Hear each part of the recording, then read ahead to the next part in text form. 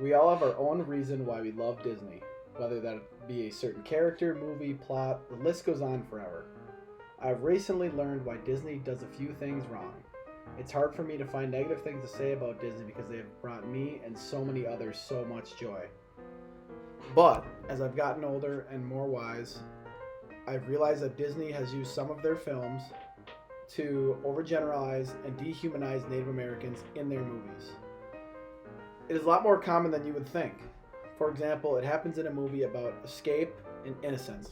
Kind of ironic to say that, and that movie is Peter Pan. Peter Pan has been a favorite of mine because it has some good humor along with a great message. But besides that, it also shows a false image of Native American people along with a false narrative. Since Peter Pan was one of my personal favorites growing up, I watched it a lot. How many little kids do you know that don't love kids who fly around and wear green tights and fight bad guys? Because I don't know very many. Ironically, Disney found a way to dehumanize Native people in an innocent children's movie.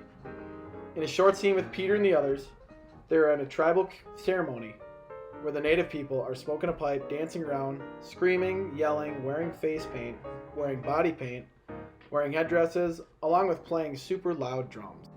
As I look back and reflect on this scene, there is a clear purpose and usage of overgeneralized Native American stereotypes that I have noticed to be more common in other Disney films, such as Pocahontas. It's almost the same thing in the other film as well.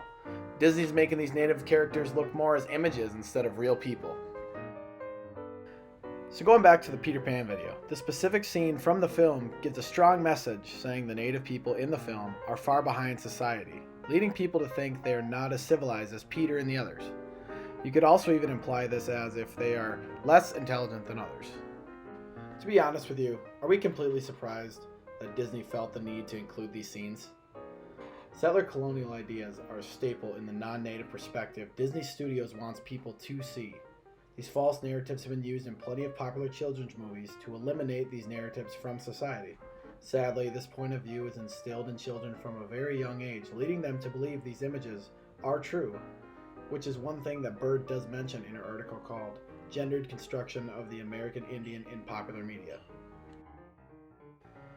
As I look back at myself during the time I watched these films, I realize my young self is going to believe what I am seeing. My underdeveloped awareness and social cues lack the ability to tell me that it is white people playing the roles as Native American people. As Jason Asnap said in Why Do White Writers Keep Making Films About Indian Country?